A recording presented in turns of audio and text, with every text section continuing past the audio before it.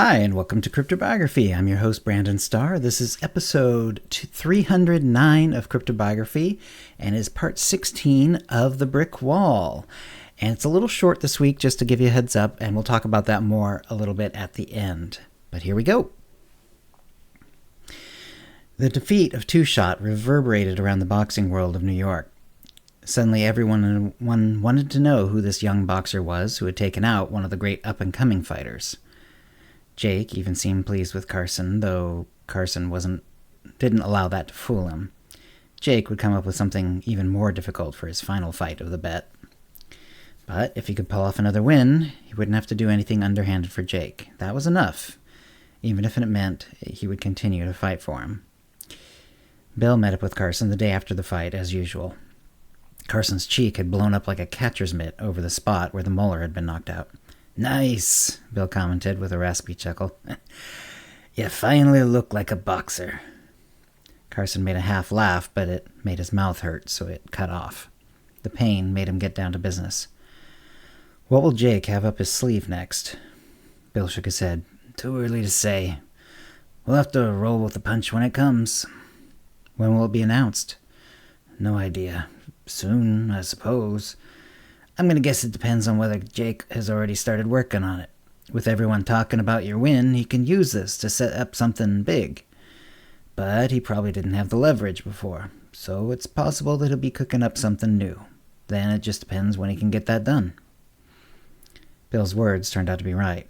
Carson got his purse, but days, then weeks, passed with no announcement of a third match.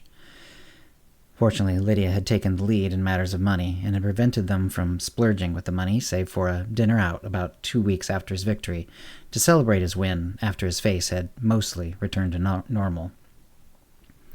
A month passed, and Carson wondered aloud during one of his workouts to Bill when the fight would be announced. "Dunno," Bill said. "I don't know why the delay. Tell you what, if it goes another week without news from Jake, I'll ask." But it did go another week, and more. Carson was watching his few dollars disappear bit by bit, and it overcame his politeness about 2 weeks after Bill had promised to ask. "I've been trying, but Jake's either trying to avoid me or he's up to something. He's hardly been in the gym since your fight. Believe me, I'll ask him. I just haven't gotten the chance." "Okay, thanks," Carson said. He had a thought. Maybe he could put me up for a different fight, one with someone else in the gym. It wouldn't have to count towards the bet. It would just give me a chance to earn some money. Bill shook his head. "It'll make a mess of things. If you lose, you'll try to claim it wasn't part of the bet, and he will try to claim it will. If you win, you're too nice to try something like that. So it's just lose-lose for you." "Yeah, I know, Carson, I know. You need the money. And you should be having more bouts, at least when you're healthy enough for them. I don't have much more than that I can teach you, really. You should be looking to go to one of the bigger organizations, if I'm being honest. You could make some real money there." Carson felt himself flushing. "But the bet locks me in either way. I promised to fight for his gym if I won, and if I lost, I fight for him plus do some of his dirty work." "That's a whole different problem then," Bill said. "Maybe you'll catch someone's eye from one of the big organizations. Then he could buy Jake off." "Maybe," Carson said. He didn't know what the solution to that would be. He worked out that day, then headed home. He tried to just unwind and enjoy Lydia's company, but one thing led to another, and soon they were talking about his worries about money and if there was any way out from under Jake's thumb. "We'll get through this together," Lydia said, taking his hand on the sofa. "I didn't have much money before, and we don't have much now. It's not something we can't get through." She touched his face, which had healed, but that reminded him of how long it had been since his last fight. And that's the end of the story for this week. Like I said, it's a little short, and the reason is my other podcast, UtiniCast. So this week we had a very special UtiniCast episode. We did an interview with Tasia Valenza, which was a lot of fun, and hopefully, like if you enjoyed the more biography version of CryptoBiography, and you like hearing me interview people.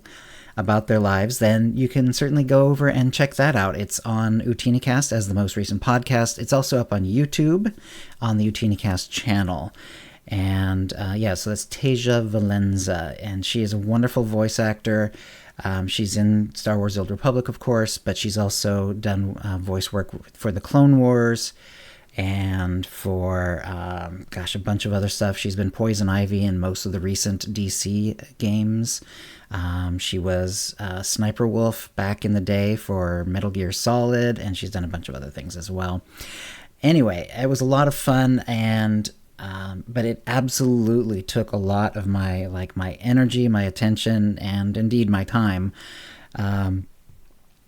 And despite the fact that Kitty Treats, who is Kitty Kiss's partner, my Utinicast partner, she did a lot of the editing of the video, which also helped immensely with the audio part, of course. And despite all the help from everyone, it still took a lot of time, but especially of attention. I was constantly just focusing on it, trying to make it as best I could, being really excited and slightly nervous about it, of course.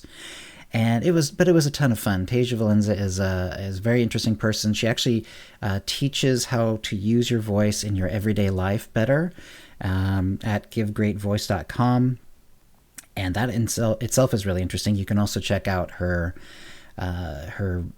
she had a TEDx talk, for example, and she also has a YouTube channel. Plus, she's on Instagram and everything else. So I would, I understand that this one was really short, but I hope you enjoyed it, and definitely go out and check out the Utinicast, either the podcast, like I said, or the YouTube video. And I will try to put a link to that in the description for this video, at least on the YouTube version, and I'll see what I can do on the other version. So thank you for coming, and if you have comments or questions about this episode or previous episodes, CryptoBiography@gmail.com, or hit us up on Facebook or Twitter or Mastodon. And thanks again for listening.